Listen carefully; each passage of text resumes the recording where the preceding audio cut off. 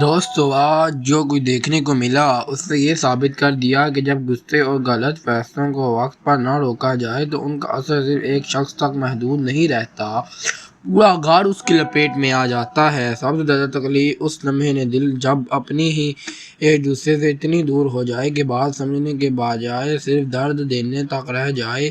ایک طرف وہی افسوس جو ابھی دل کے اندر کھا رہا ہے، اور دوسری طرف وہ خاموش تکلیف ہے جو ہر گزرتے دن کے ساتھ اور گہری ہوتی جا رہی ہے۔ سب کچھ ہوتے ہوئے بھی لگتا ہے جیسے ہر شخص